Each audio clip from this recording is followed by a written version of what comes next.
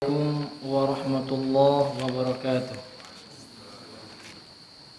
Innal hamdalillah nahmaduhu wa nasta'inuhu wa nastaghfiruh wa na'udzu billahi min shururi anfusina wa sayyiati a'malina. May yahdihillahu wa may yudlil fala hadiyalah. أشهد أن لا إله إلا الله وحده لا شريك له وأشهد أن محمدا عبده ورسوله اللهم صل وسلم عليه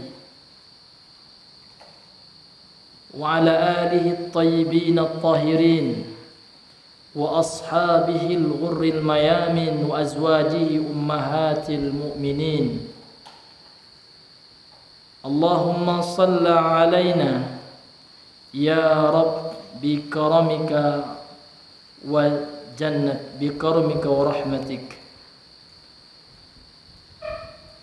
قال الله تعالى في القرآن الكريم أعوذ بالله من الشيطان الرجيم يا أيها الذين آمنوا اتقوا الله حق تقاته ولا تموتن إلا وأنتم مسلمون.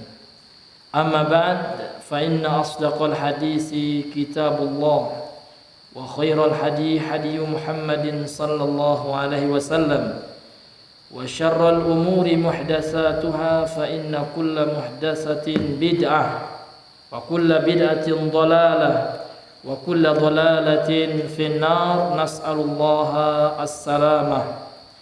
إخواني أعزني الله وإياكم جميعا.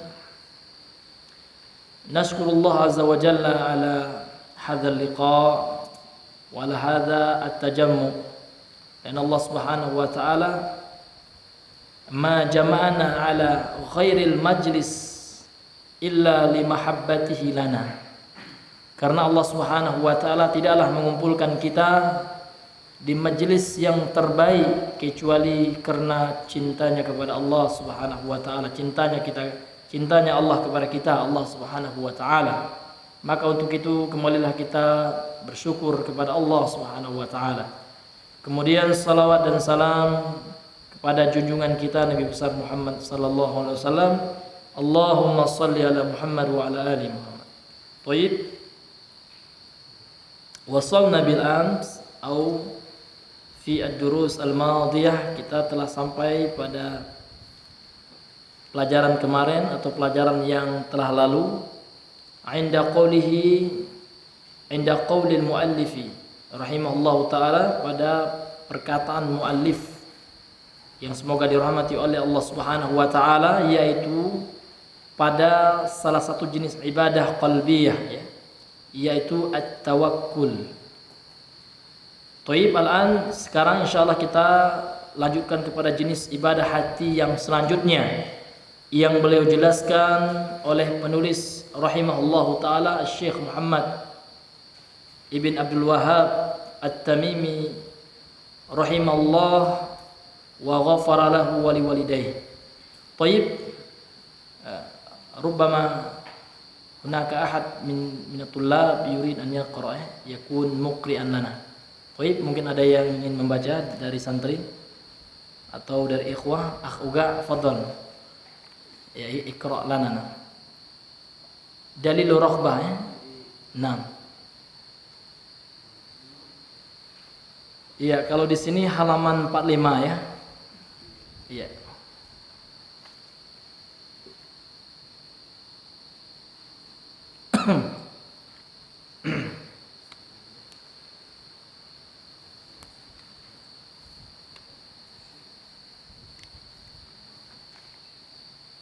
Tentang raghbah, ya, ya. Ya, fadhal. Nah. Matan dulu, ya. Nah.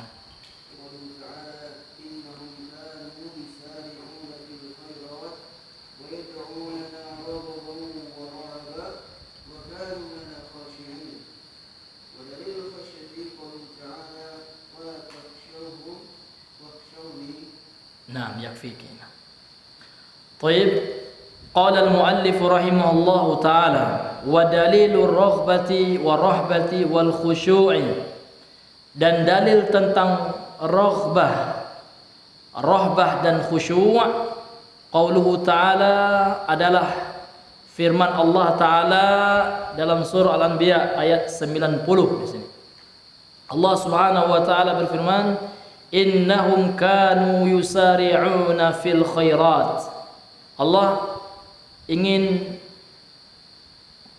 memberitahu kepada kita dan menggambarkan kepada kita tentang keadaan hamba-hamba Allah Subhanahu wa taala yang dekat kepada Allah, orang-orang yang saleh. Maka di sini dikatakan sesungguhnya mereka dahulu bergegas di dalam melakukan kebaikan. Ini sifat orang-orang saleh ya. Tidak menunda-nunda kebaikan. Nantilah saya nuntut ilmu ya. Ya kan, nanti saya kerja dulu. Ya kan? Padahal ya dia tidak tahu kapan ajalnya. Boleh jadi setelah dia menunda itu dia meninggal saat itu. Nauzubillahi min dzalik. Sesungguhnya mereka orang-orang soleh, ya, orang yang dekat dengan Allah Subhanahu wa taala, hamba-hamba Allah yang taat. Mereka adalah orang-orang yang bergegas dalam melakukan amal kebaikan. Wa yad'unana raghaban wa rahaba, dan mereka berdoa kepada kami, yakni kepada Allah Subhanahu wa taala, dengan rasa cinta, rasa takut, dan mereka menyeru kepada Allah Subhanahu wa taala dengan keadaan tenang, khusyuk kepada Allah Subhanahu wa taala. Kemudian dalil tentang khasyah adalah firman Allah Subhanahu wa taala, fala takhshawhum, maka janganlah kalian takut kepada mereka, wakhshawni, dan takutlah kalian kepada aku saja. Dalam surah Al-Baqarah ayat 150. Ya, fadhol ya. Naam.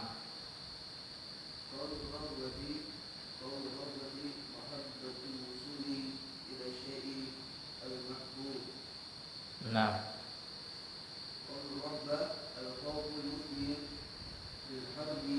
lil harbi minal makhufi. Nah, ini isim maf'ul ya.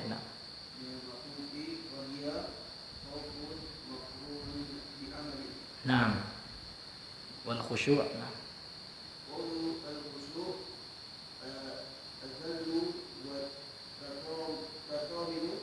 wat tatamunu ya, tatamun. Idhah. Nah, bihaitsu ya.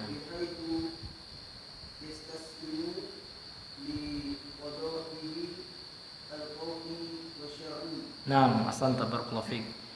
Qala syarihu al-Imam Ibnu Utsaimin rahimahullahu taala, ya, berkata Imam Ibnu Utsaimin pensyarah kitab ini ketika menjelaskan tentang makna dari rahbah dan khusyuk. Jadi kita harus tahu ini adalah salah satu jenis ibadah. Jadi kita harus tahu maknanya rahbah itu apa gitu. Maka kata beliau, ar-raghbatu mahabbatul wusuli ila syai'il mahbub. Rahbah itu adalah kecintaan sehingga mengantarkan kepada sesuatu yang dicintai. Seseorang cinta kepada sesuatu yang mengantarkan dia kepada yang dia cintai. Ini rahbah. Jadi ada rasa ingin, rasa cinta supaya sampai kepada sesuatu yang dia cintai. Ya, contoh, bapak kita sekarang cinta kepada harta. Ini sudah tabiat manusia ya. Zuina linnasi hubbus syahwati minan nisa ya. Wal banin wal qanatirul ya kan? Qanatir minal qantari ya. Minal dhahabati wal fiddah. Nah, ini adalah semuanya adalah tabiat manusia gitu. Ya kan, cinta kepada syahwat, cinta kepada perempuan ya kan, cinta kepada harta. Ya. Jadi ketika dia cinta kepada sesuatu yang dia cintai, ya kan, sehingga dia menempuh satu cara untuk menggapai sesuatu yang dicintai, inilah rahbah itu ya. Inilah disebut dengan raghbah.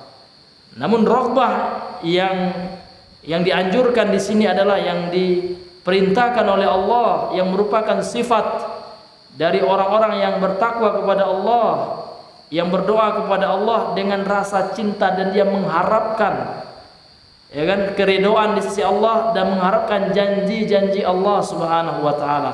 Terkadang sekarang manusia hadirin lebih, ya kan, terkesima ketika mendengarkan janji-janji manusia.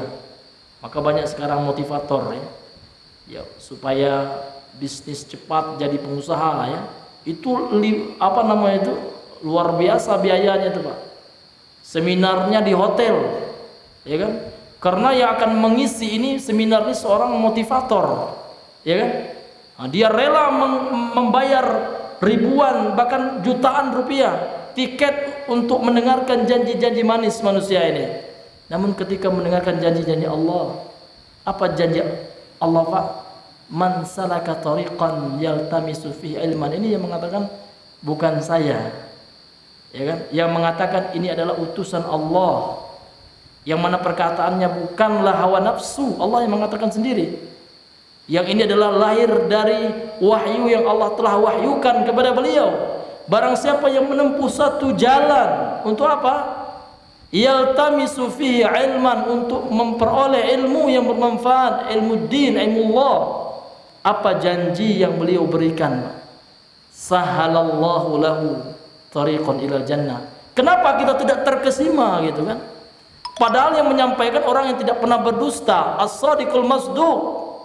Nah ini sekarang kita, masya Allah, motivator ya. Ya kita pasti sukses nih kalau dengar tips dari sang motivator kan gitu. Padahal ya kan, Rasul telah menyampaikan motivasi yang sangat luar biasa. Motivasi surga. Enggak main-main ini kan gitu. Bukan masalah sepele dunia ini, enggak. Ini hadirin yang dimuliakan oleh Allah Subhanahu wa taala. Jadi ar-raghbah adalah seseorang yang mencintai rasa cinta ya, yang mengantarkan dia kepada sesuatu yang dia cintai. Kemudian dikatakan oleh beliau Al-Imam Ibnu Utsaimin rahimahullahu taala di sini adalah tentang raghbah. Raghbah itu apa? Al-khauful musmir ya. Rasa takut yang melahirkan lil harabi minal makhufi ya. Sehingga dia lari dari apa yang dia takutkan. Ya kan, dia takut kepada Allah Subhanahu wa taala, kepada nerakanya Allah. Dia takut dari apa yang diancam oleh Allah Subhanahu wa taala. Maka dia lari, dia tinggalkan sebab-sebab yang bisa mencelakakannya dan dia mendekatkan dirinya kepada Allah Subhanahu wa taala. Fahiya khaufun maqrunun bi'amalin. Mungkin ada yang bertanya ya, kenapa kok enggak khaufatun ya? Padahal di sini kan mubtada'nya kan domir hiya. Ya kan, muannas ini. Kenapa kok enggak khaufatun ya? Maka dijelaskan oleh sebagian ya yang saya baca ya. Ahlun nahwu mengatakan ada isim itu yang tidak ada jenis mudzakarnya gitu.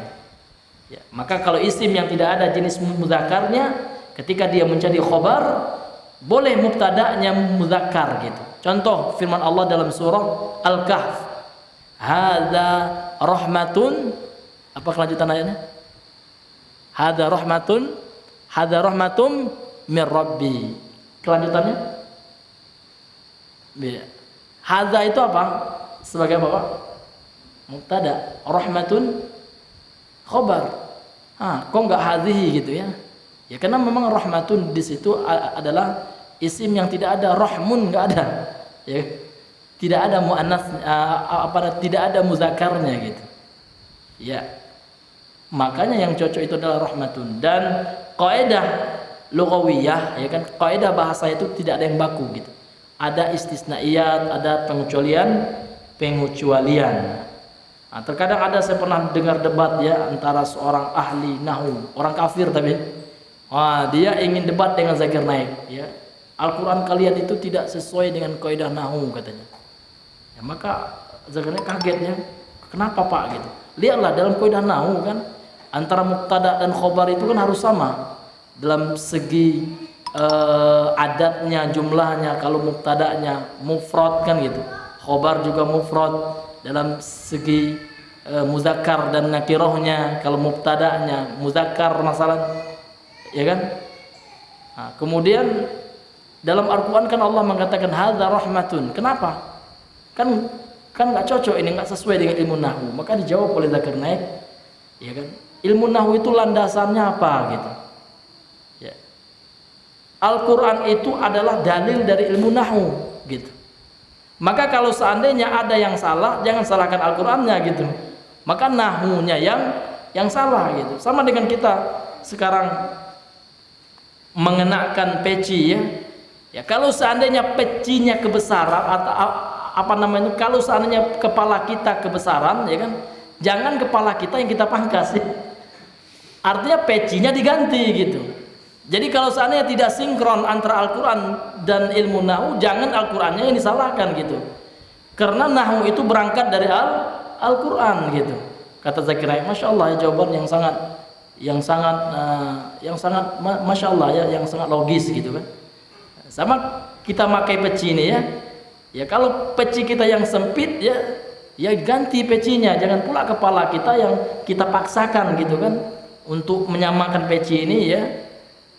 Di apa pula kepalanya ya, dipukul pula supaya sama dengan peci, kan nggak masuk akal gitu. Ini hadirin yang dimuliakan oleh Allah Subhanahu wa taala. Jadi rahbah itu adalah rasa takut ya, yang menyebabkan seseorang itu takut ya kan, seorang itu lari dari apa yang dia takuti, yakni dari ancaman-ancaman Allah Subhanahu wa taala, dan dia berkaitan dengan amal, makrunun bil amal, berkaitan dengan amal. Artinya rasa takutnya itu menimbulkan amal gitu. Enggak takut di hati saja, takut enggak neraka iya ya kan, tapi maksiat jalan juga. Ini bukan rohbah itu ya kan.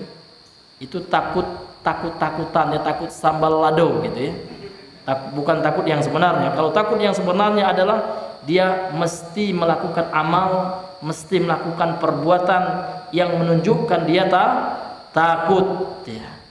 Kemudian kata beliau Al-Imam Ibnu Utsaimin rahimahullahu taala, al-khusyu'u az-zillu ya, wa tatamunu li izamatillah bihaitsu yastaslimu li qada'il kauni wa syar'i. Dan khusyuk itu adalah ketundukan ya, kepasrahan hati ya, kehinaan gitu. Kita merasa hina di sisi Allah Subhanahu wa taala. Itu baru datang khusyuk ya. Ya, ketika kita sholat misalkan, kita sholat kita merasa bahwa mungkin ini adalah sholat aku yang terakhir. Jangan kita merasa aman gitu. Boleh jadi setelah sholat ini nggak ada lagi aku sholat, mungkin aku yang disolatkan lagi.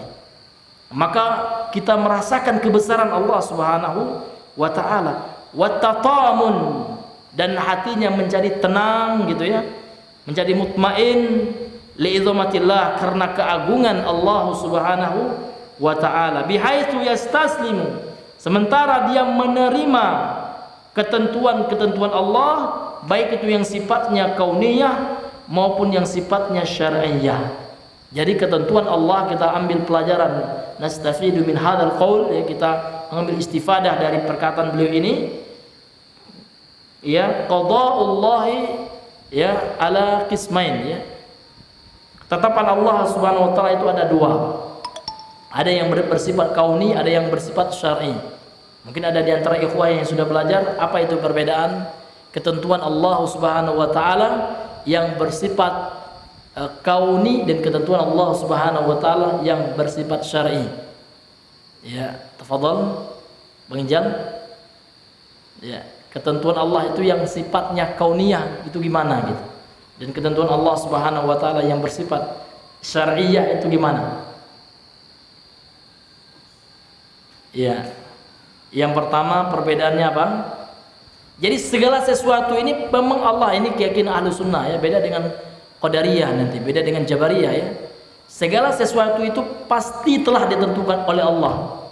Ya kan? Al-khair wa syarr, keburukan dan kebaikan. Dan itulah bukti dari keimanan kita ya kan, keimanan kita terhadap takdir baik dan takdir buruk. wa tu'mina bil qadari khairihi wa syarrihi, dan kalian beriman kepada takdir Allah, ketentuan Allah yang baik dan yang buruk.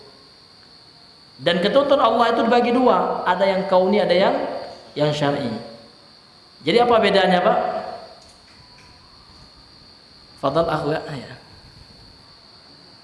Beda qada Allah yang kauni dengan qada Allah yang syar'i. Mungkin pernah dengar ya, pasti udah dengar ya, yang rajin kajian tauhid insyaallah. Ya kan, yang rajin kaubai misalkan. Ya kan? Jadi ketentuan Allah yang kauni itu adalah ketentuan Allah yang mesti terjadi. Mau tidak mau hamba mesti terjadi itu. Itu yang pertama ya.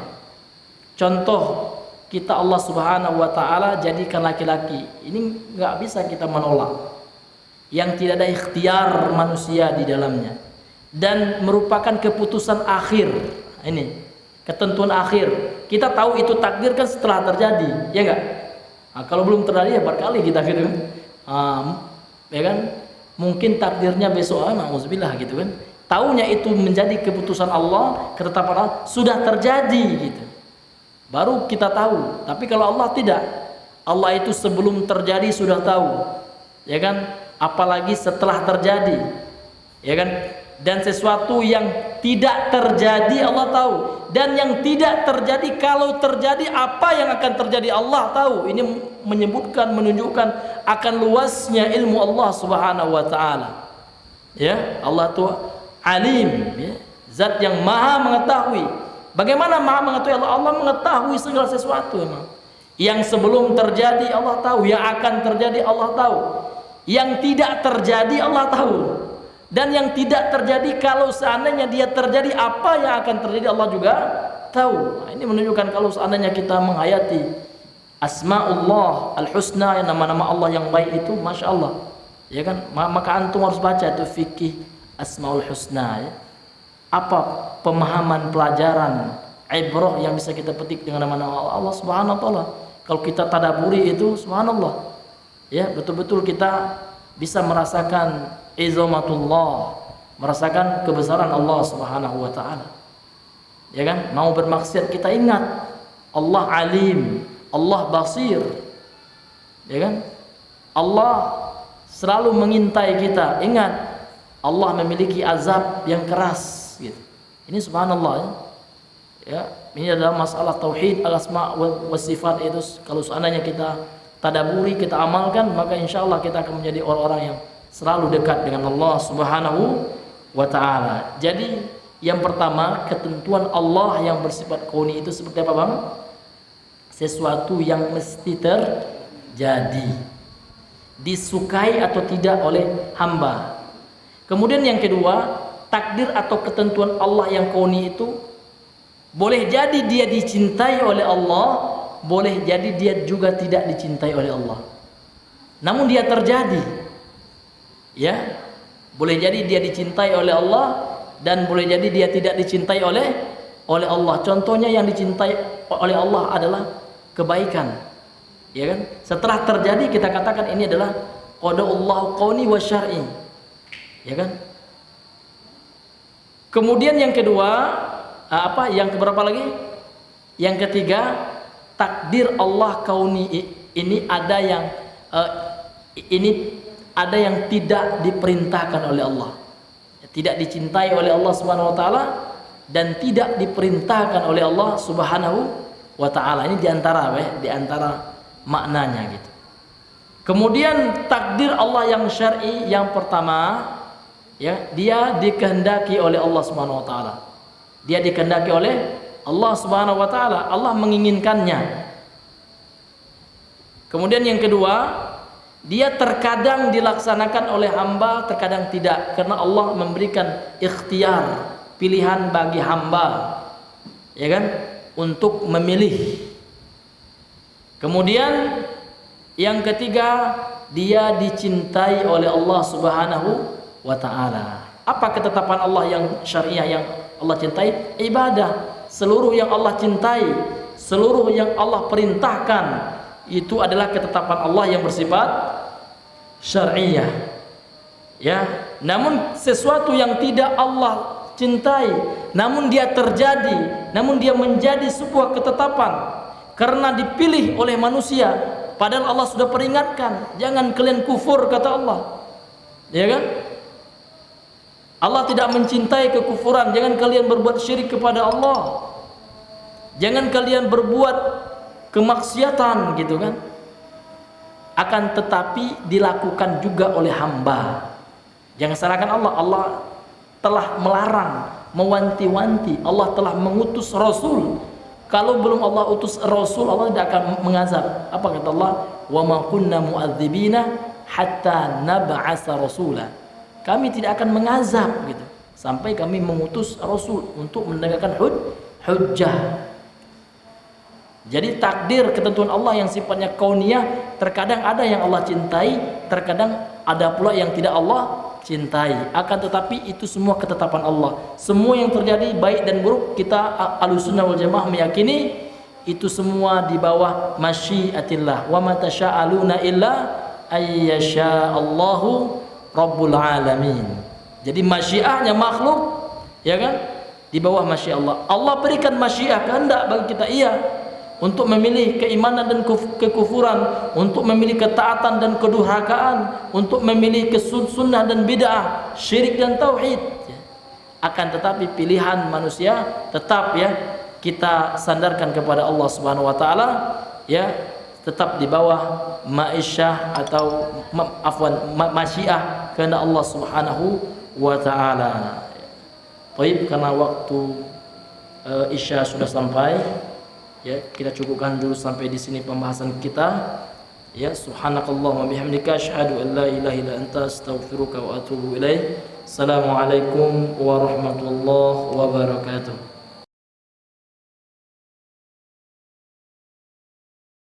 Bismillahirrahmanirrahim. Assalamualaikum warahmatullahi wabarakatuh.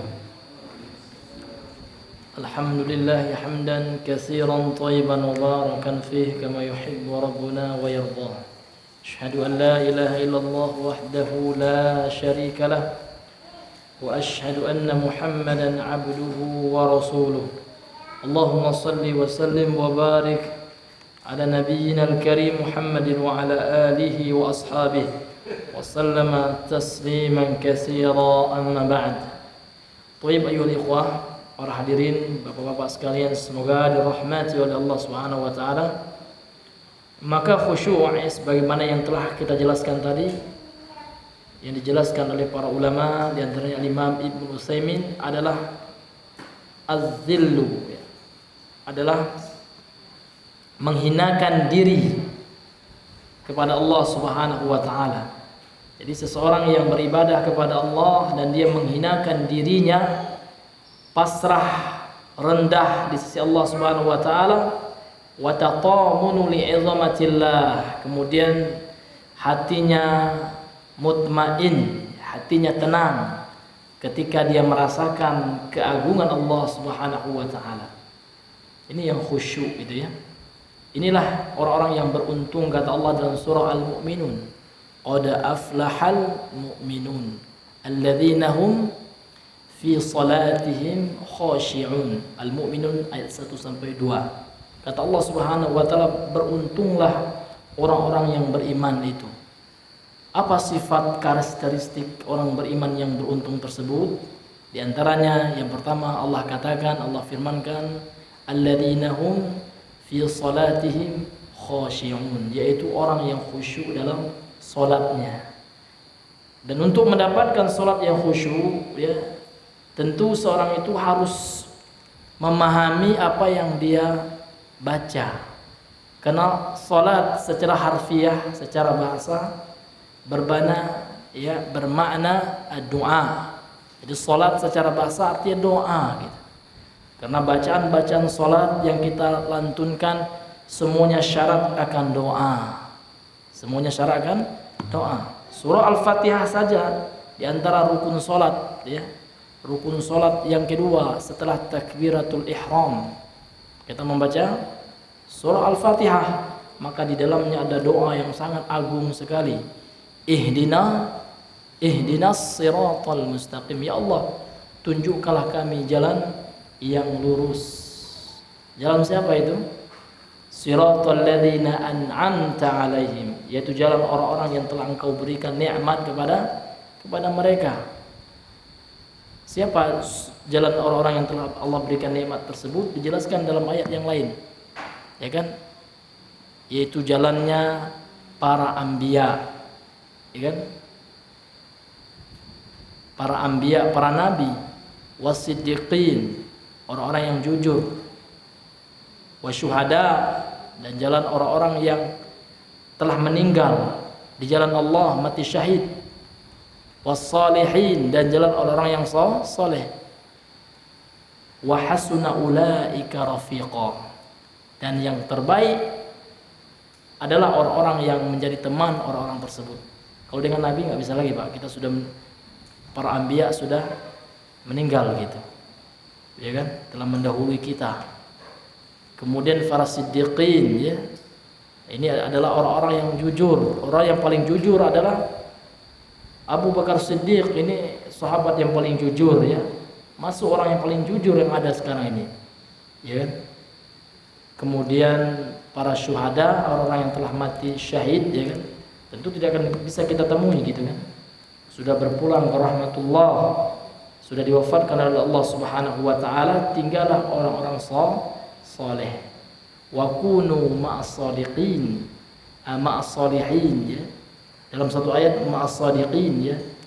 Bergabunglah kalian bersama-sama orang saleh, ya. Dalam riwayat yang lain dengan orang-orang yang shadiqin, ya, orang-orang yang jujur, orang yang benar, ya, benar perkataannya, apa yang dia sampaikan sesuai dengan kenyataan, itu ada yang jujur gitu. Dan orang-orang saleh, ya, orang-orang saleh adalah orang-orang yang baik hubungannya dengan Allah Subhanahu wa taala. Ya. Dia beribadah kepada Allah Subhanahu wa taala ala nurin minallah, dengan ilmu, sesuai dengan aturan, sesuai dengan ketentuan yang telah digariskan oleh Allah Subhanahu wa taala. Makanya makna takwa itu kan banyak. Di antara makna takwa itu adalah, ya kan, amalan bi taatillah ala nurin minallah, mengamalkan, ya, amalan, beramal gitu kan, dengan ketaatan kepada Allah, ya kan, di atas cahaya Allah, yakni di atas ilmu Allah, ya, di atas ilmu Allah Subhanahu wa taala. Wajtinabu ma'asillah, ya, kemudian meninggalkan kemaksiatan kepada Allah Subhanahu wa taala, khaufan min iqabillah, ya, karena takut, ya, iqab, balasan, siksaan dari sisi Allah Subhanahu wa taala, wa tarju rahmatallah, dan berharap rahmat Allah Subhanahu wa taala. Ini salah satu definisi takwa, ya, seorang taat kepada Allah. Di atas apa dia taat kepada Allah? Di atas ilmu, ya kan, di atas ilmu, ya. Dia taat kepada Allah sesuai dengan ketentuan yang Allah Subhanahu wa taala gariskan, sesuai yang diperintahkan oleh Rasul sallallahu alaihi wasallam. Jadi di atas ketentuan syariat yang diturunkan kepada Nabi besar Muhammad sallallahu alaihi wasallam, kemudian yang dipraktekkan oleh para sahabat, barulah dikatakan bertakwa. Dan meninggalkan kemaksiatan, dan meninggalkan segala sesuatu yang Allah larang, serta mengharapkan rahmat selalu di sisi Allah Subhanahu wa taala, sehingga dia tidak putus asa gitu. Seseorang yang berbuat maksiat nggak boleh sama sekali putus asa. Allah yang larang, wala taqnatu min rahmatillah innallaha yaghfiru dzunuba jami'an, dalam surah Al-Ahzab gitu. Jangan kalian berputus asa dari rahmat Allah gitu. Sesungguhnya Allah mengampuni seluruh dosa selama kita ingin bertobat, ya, selama kita ingin baik, ingin dekat dengan Allah Subhanahu wa taala. Sebanyak apapun dosa kita, sekali-kali jangan membuat kita berputus asa dari ampunan, dari rahmat Allah Subhanahu wa taala. Nah, ini ya, ini yang disebut dengan al-khusyu' tersebut. Baik, ya, mungkin karena pembahasan kita, ya, sudah sampai kepada khusyuk, insyaallah taala karena sudah jam 8 ya. Tadi berbicara dengan ikhwah panitia ya, kita sampai jam 8 ya. Mungkin sebelum kita tutup ada diantara peserta semuanya yang ingin bertanya seputaran materi yang kita bahas atau hal lainnya yang kalau seandainya kita ada ilmunya insyaallah taala kita berbagi. Oleh tafadhalu mashkura. Ya, tafadhalu. Ya. Tafadhalu.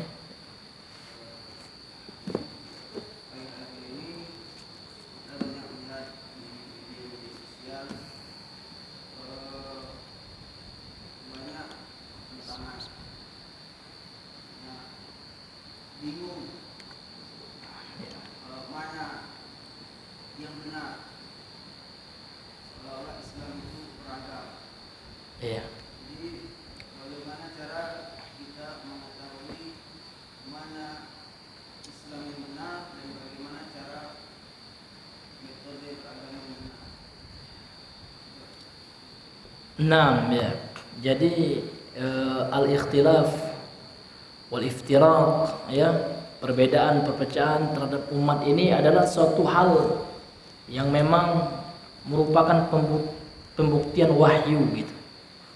Karena Rasul sallallahu alaihi wasallam jauh-jauh hari sudah mengingatkan para sahabatnya bahwa kelak akan terjadi perselisihan, perbedaan, bahkan pertikaian di tengah-tengah umatnya Rasul sallallahu alaihi wasallam.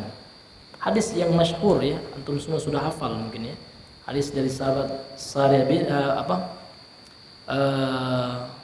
bin Sariyah ya. Irbad bin Sariyah, Al-Irbad bin Sariyah. Hadis ini keluar oleh Imam Ahmad, Imam Abu Dawud, Imam Tirmizi dalam sunannya, hadis sahih. Yang mana Nabi sallallahu alaihi wasallam mengatakan dalam penggalan terakhir dari hadis ini, innahu man ya'ish minkum, sesungguhnya siapa saja yang hidup di antara kalian sesudahku, yakni sesudah Rasulullah SAW ya, fasayara ikhtilafan katsira, maka dia akan mendapatkan, menemui, melihat gitu ya, menjumpai ikhtilaf yang banyak, perbedaan yang banyak. Ini adalah suatu informasi yang sangat akurat, tepat, yang menunjukkan akan nubuahnya Rasul sallallahu alaihi wasallam, akan kebenaran sabdanya Rasul sallallahu yang terbukti nyata. Namun setelah Nabi menginformasikan umat Islam itu kalian akan melihat perbedaan dalam beragama ini, Rasul memberikan solusi.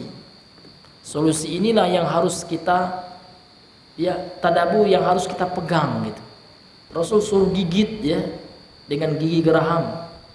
Ini bentuk betul-betul harus diperhatikan gitu.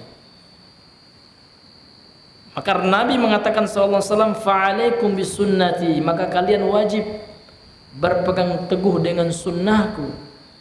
Ya, wajib ya beragama dengan caraku.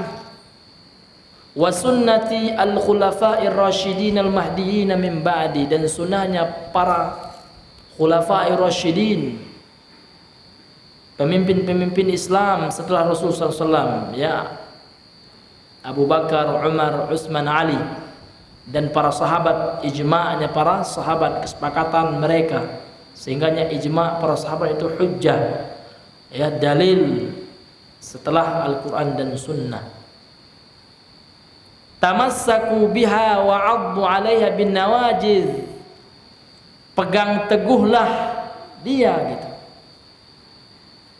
Kenapa tidak dikatakan tamassaku bihima di sini?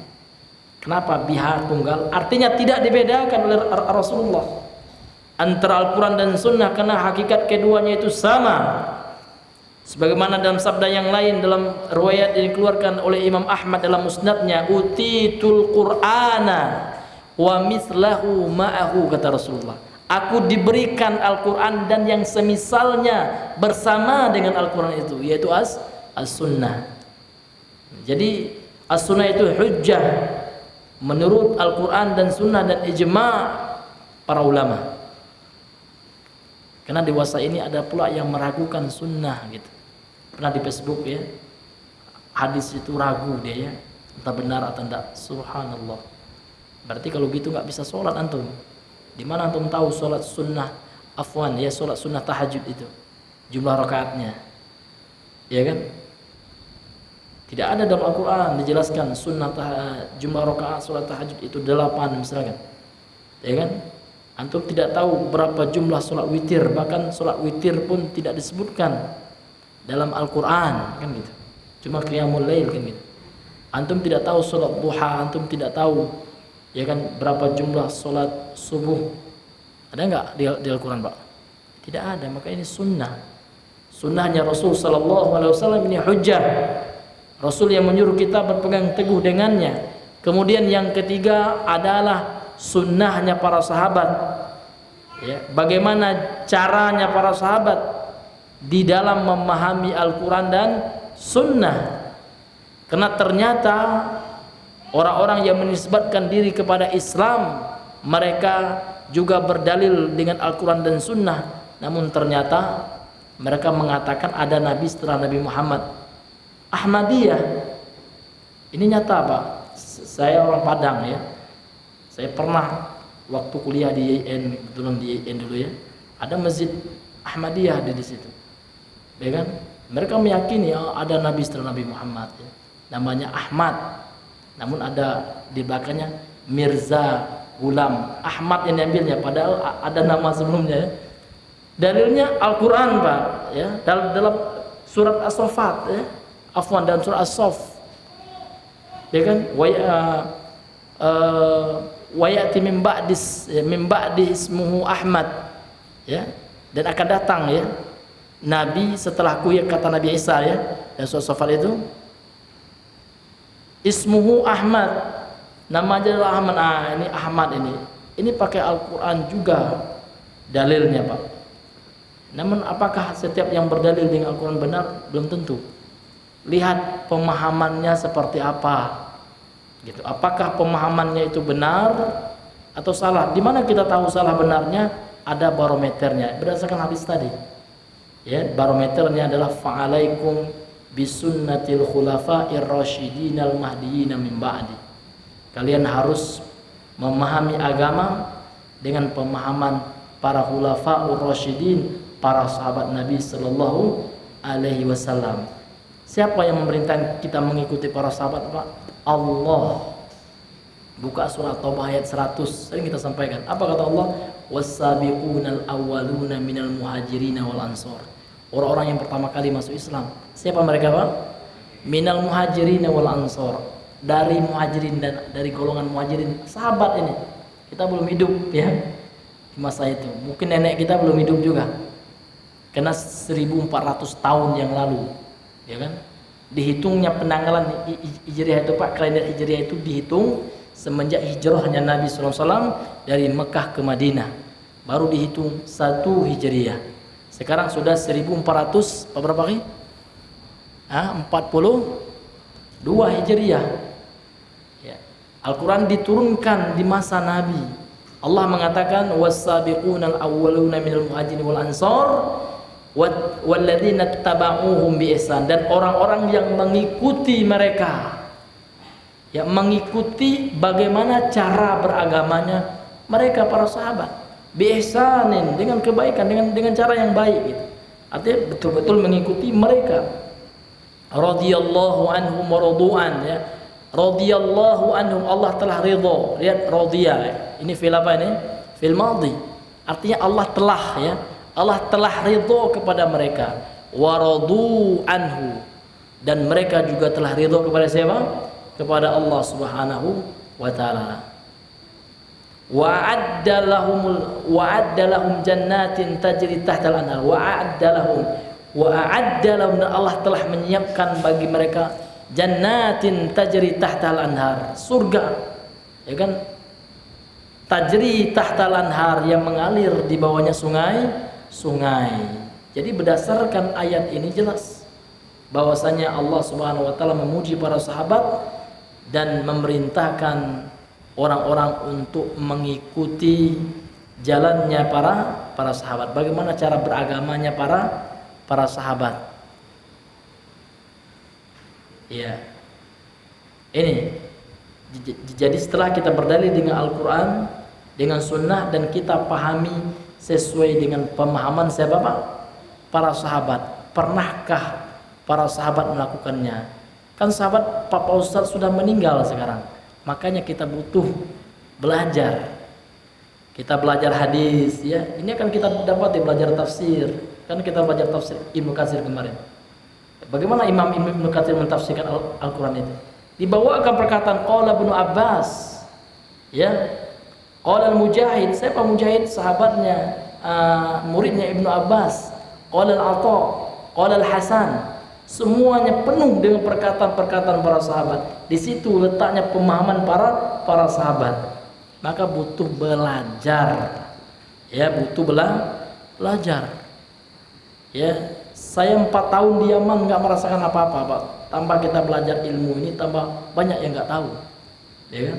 Teman ada yang 15 tahun, ada yang 20 tahun, ya. Merasa belum apa-apa gitu. Kita butuh belajar supaya kita tahu kebenaran. Kita butuh belajar, ya. Butuh menuntut ilmu, ya kan? Apalagi ada antum, ya Bu, sekarang ya galakkan bahasa Arab, ya. Karena dengan kita mengetahui bahasa Arab, kita langsung bisa membaca tafsir yang berbahasa Arab, sehingga tidak hanya patokan terjemahan, ya. Kemarin ada yang ngasih terjemahan, ya, lihat, oh ini jauh sekali maknanya gitu, ya kan? Jadi kalau kita baca buku hanya hasil terjemahan, kita itu hanya memahami sesuai dengan pemahaman yang menerjemahkan. Ini pentingnya kita yang belajar bahasa Arab. Jangan malas-malas kita belajar bahasa Arab, ya kan? Yang malas-malas. Saya dulu 4 kali menghatamkan Al-Jurumiyah, ya, 4 kali. Bayangkan itu. Itu pakai syarah, ya, bukan matannya aja. Kita belajar Tuhfatus Tsaniyah, belajar Al-Hulal Adz-Dzahabiyah, ini salah satu syarah dari Al-Ajurumiyah. Kemudian belajar Tuhfatul Ushobiyah. Ini banyak, ya kan? Ini 4 kali gitu. Ya, kemudian belajar Mutammimah, belajar lagi setelah itu apa?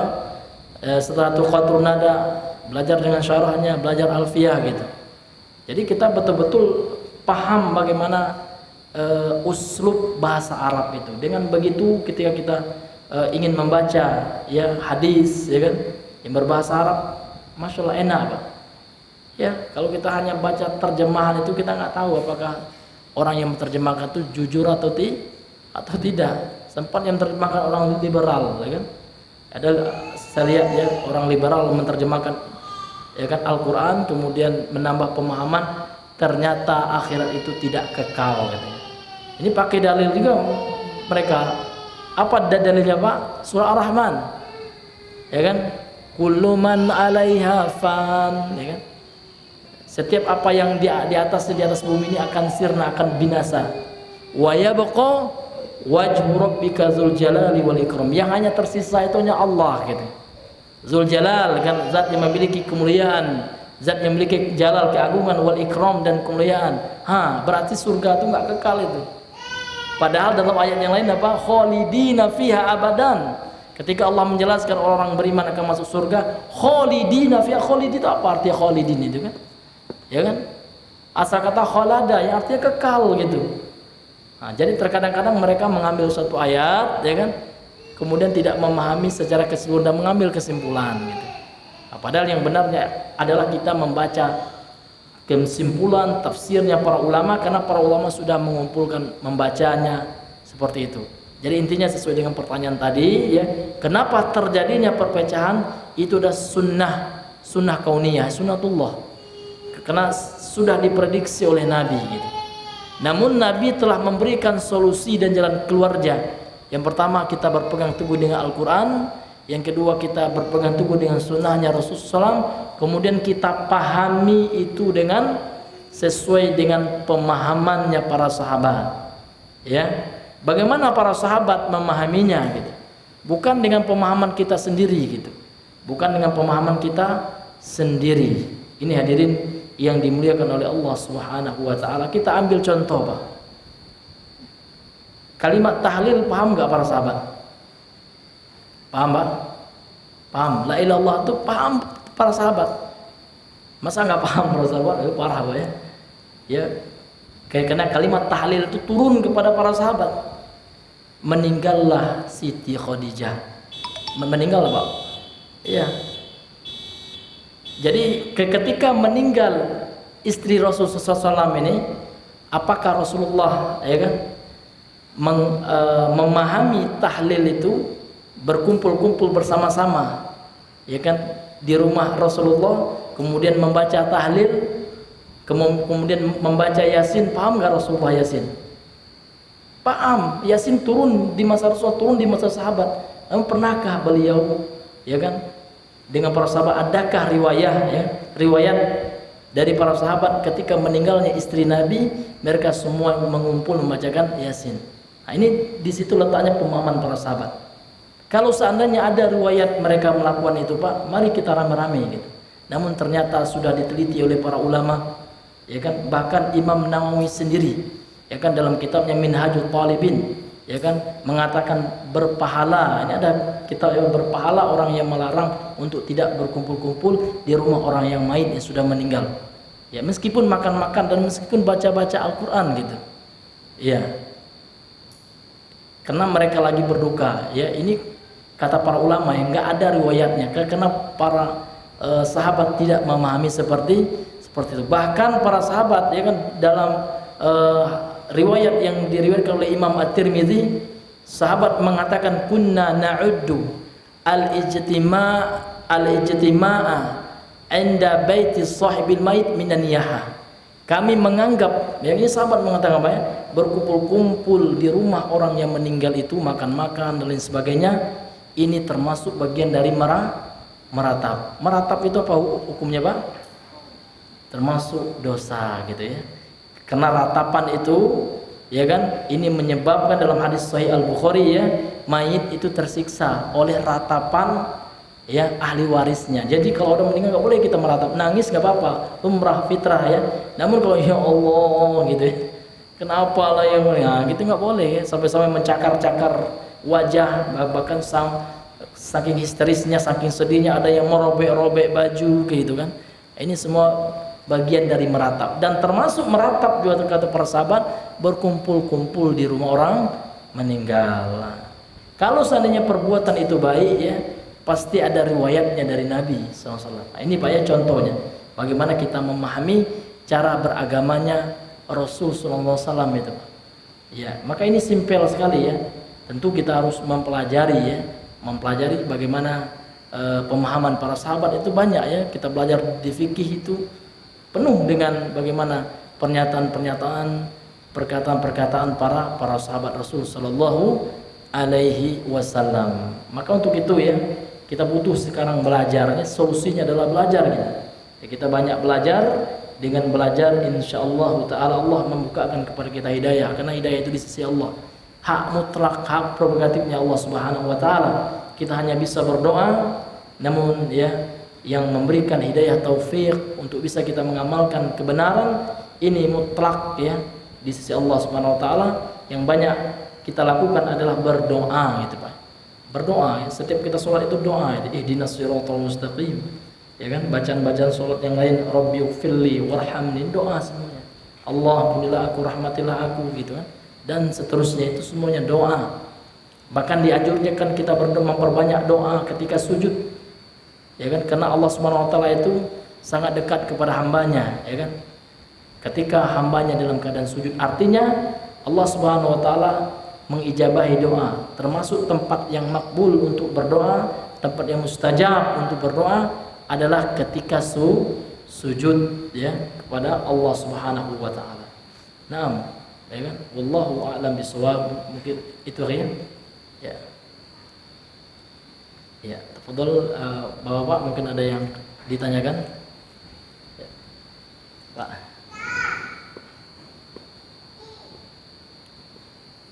Oke. Ya. Bang. Thayyib, ya kalau tidak ada naktafi darsana bihadzal qadar. Subhanakallahumma wa bihamdika asyhadu an la ilaha illa anta astaghfiruka wa atubu ilaik. Assalamualaikum warahmatullahi wabarakatuh.